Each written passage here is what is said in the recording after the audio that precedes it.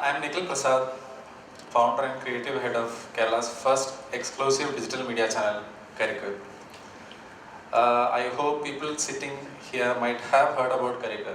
So, those who have not, Karikku is actually a digital media channel which is available in the social media platforms like YouTube, Facebook, and Instagram. So, I'll be talking about how observation, planning, and passion has brought success to my life. So, right from my childhood, I was a content lover. I used to watch all kind of contents, like right from the stage shows, television, radio, movies. So I was very curious, like what was happening behind the screen, like how this content is made. Is there any person particular who is working around the concept? So as time passed by, this curiosity started building up. Like I was very curious, like how is this made? So after completing my BTech, I joined an IT company. So after working there for some time, I realized that this is not what I wanted to do because I'm not getting any information or relation to the content thing. So meanwhile, I happen to know that there is some opportunity in a TV channel called Amrita TV for an engineering position. So I thought that this is the best chance to learn and study about content. So without thinking twice, I applied for the job, went for the interview, got selected, and started working there. So when I started working there, actually I realized that how the content is made, what is happening behind, and there is something called audience that the content is actually made targeting the audience, and they actually strategize how the content is to be made to a particular age group, a particular demographical area, and found that this is not a simple job, it's a little difficult. After leaving Amrita, I happened to work with channel TV projects like Colors, Times Now and Z and other major channels. So while working there, I came to study more about content creation in other languages also, apart from Malayalam. So meanwhile, there was a transition happening, like from television to digital. So people who are watching television have slowly migrated to digital platforms. So if you go 10 years back, you could see that in a group of family members used to sit in a living room, they used to consume content through a television. So whatever their taste is, everyone was forced to see that particular content. It may be a soap serial, it may be some random movie, but it was a forced kind of a content, what people were consuming. But the technological evolution helped, like smartphones came into place, internet speed was getting faster, people started consuming content through smartphones. So if you look into a family right now, each and every person has a smartphone and each and every person is consuming the content that what they like. So the content is actually not forced on them. And meanwhile, while working in other channels, I realized the fact that Kerala was declared as a state with 100% mobile connectivity, and that was the first state to be declared like that, with a 75% internet literacy and the maximum number of smartphone users in India. Even after that, I was a little shocked to realize that there was not even a single digital media channel in Kerala who could provide original content. And if you look at other states like Tamil Nadu, Andhra Pradesh or Karnataka, there were more than 20 digital channels running.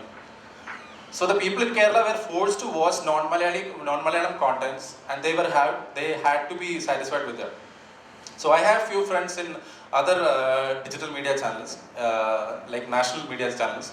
So I happened to have a discussion with them, and they actually told me that the consumption or the traffic from Kerala for their content, like the Hindi or English content, is huge. So there is an audience in Kerala who wants to watch content, but they don't have an option. The only option is to watch something that is dubbed or that is given from the television. So, I decided at that point of time that why don't we start a digital media channel? So what is the problem in it? So while working as the technical and digital head in Flowers TV, I decided to, I'll start a new digital channel, but how to start it? That was the main question. So we needed resources, like I needed to hire a lot of people, like right from the cameraman, director, scriptwriter, editor, and actors. and I needed resources. Like to get the resources, I needed funds. So I started preparing a deck, went on to meet a lot of investors, gave them the presentations, and explained how I'm trying to bring digital into Kerala. But the problem is that after each and every presentation, every investor asked me a single question, the same question. Can you please show me an example of a digital media channel in Kerala who is actually creating such kind of a revenue? I had no answer because this is a fresh concept and there was no other media channels in Kerala at that point of time. So I started losing hope on getting an investor. Then I made up my mind that I will do this by myself. So the first thing that I did was I started a Facebook channel, a Facebook page for starting this digital media channel. So I wanted to name it as a different name because I wanted my channel to be a place where people used to come there for fresh content, and the name has to be something related to freshness. The first thing that came into my mind when I thought about freshness was Karikku. So gave the name as Karikku, and after my working hours, I used to go home, browse a lot in the internet about interesting facts, informative stories, stories of entrepreneurs, and used to make small video stories. See, video stories was actually a famous thing outside India because it's like a 3 to 4 minutes content where where the video story conveys the message or information in a very short time, so people can watch it fast. So I made video stories with these small images and text overlay, which was around 3 to 4 minutes, and started uploading it. Initially, the views and the shares were almost nil. No one was knowing like this kind of a page was existing. I didn't lose hope. I still uploaded the videos. Like after 2 to 3 months, people started noticing that okay, there is a page called Karikku, and there are informative video stories that is coming, and the page started growing. And within a time period of like 1 year, I managed to gather around 2 lakh followers just by myself. So this gave me a confidence, like, okay, if you are putting up a fresh or a new concept to Malayalis, they are actually accepting it. So this gave me the confidence to start something like an original content creation platform. Now to start an original content creation platform, we need resources like actors, like I said. So started hiring actors. I hired 2-3 actors who had this kind of a passion and started training them. Like I explained to them what I want, like what exactly it should be and how different it should be from the normal content. And after that, then comes the resources like other people who are behind the camera, like cameraman, editor, scriptwriter. See, it was a startup for me, and I was running it from my own bank balance. So it was not easy or affordable for me to hire such a big crew. So what I did was I started learning. I started observing content, how it is made. I started to watch a lot of YouTube videos and started learning how these things are done. And right from the first video that we have uploaded in April 1st, 2018 till now, I am the only person who is standing behind the camera. So right from concept creation, shooting, direction, editing. And right now I had to hire one more editor because of the schedule. So after that, the big question was what kind of content has to be pushed? Because people in Kerala, I think, are the most humorous people around the world. To actually make a person laugh is really difficult in Kerala. So if you are going with a concept like a comedy kind of a genre, it's a very risky thing. So what I did was I created a pattern, like whether it is the short division, edit pattern, background music, or the climax pattern. I created a pattern and I have been following right from the beginning. So Karikku has a specific pattern which created the attention.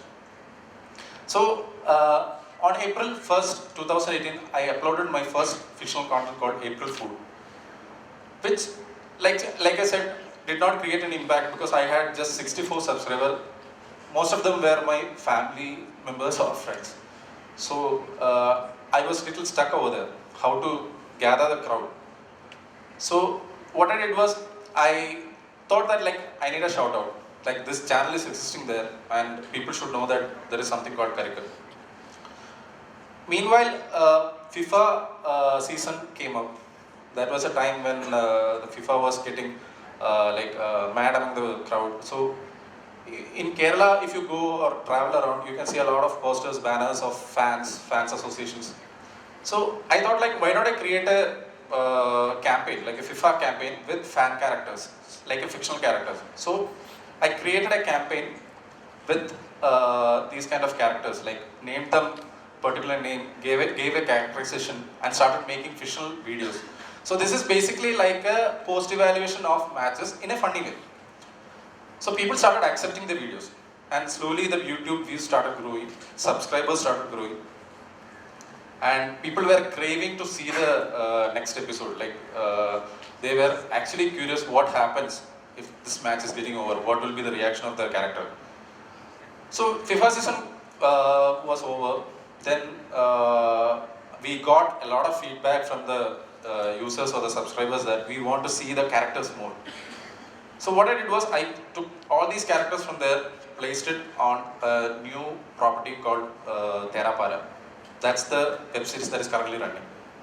So Terapara is actually a mini web series which is targeting clearly youth community. And currently, and proudly, I could say that the 18 episodes that we have uploaded so far, every single episode has crossed 1 million.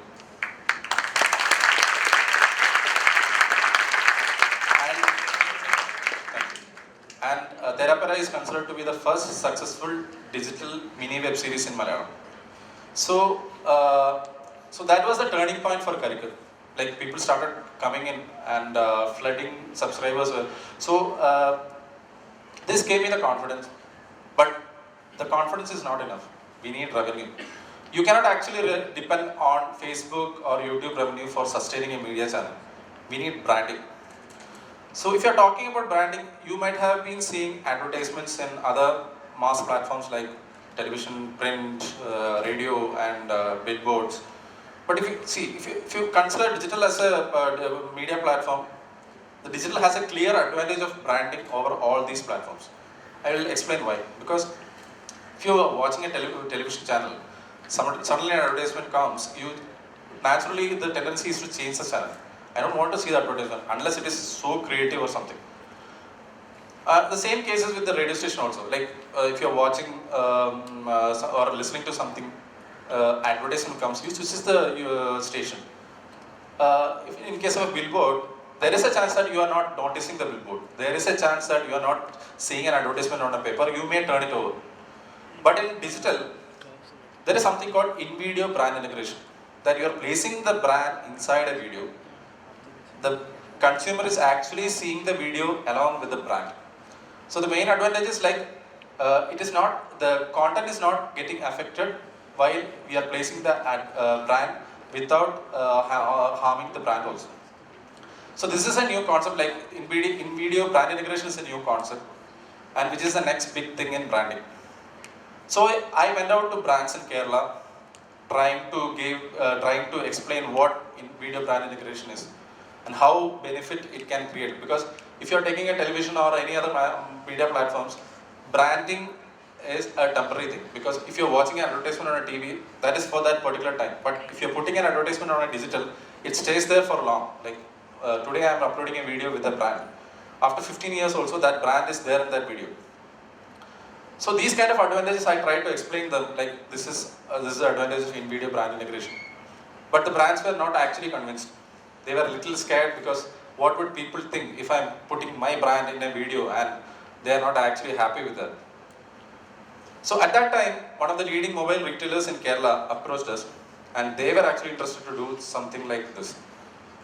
So I created a concept around the brand, gave them a good concept, proposed a good concept, and they were happy with that. And that was the first brand integration video, which was called Types of Mobile Buyers. This particular video was a big case study, and we gave this video as a case study proposal for other brands also, and the brands were super happy because they have never seen such kind of a brand integration anywhere else in any other languages. That is like we are getting a positive feedback from the audience. They are loving the content, but the brand is also placed there, and brand is not harmed, and the message of the brand is also conveyed. So this kind of branding got accepted. National brands came into picture. Now we are getting a lot of inquiries from national brands so that they could place the brand over our video. So what I'm trying to say is this kind of a revenue model is a new thing, and it's something that we are trying to convey that digital is the next big thing in Kerala. So like I said, like we uploaded our first video on April 1st, 2018 called April Fool, and it's 10 months time period. We are crossing almost 1.1 million subscribers right now in YouTube alone. That is in this 10 months duration. And it is considered to be the one of the fastest growing YouTube channel in India right now. With the Facebook followers of 7 lakh followers and Instagram followers of 5.6. So what I'm trying to say is, Karikku is not just a content creation platform. It's a talent platform, so that I could bring in more talent like what you see right now, and give them a opportunity to show their talent.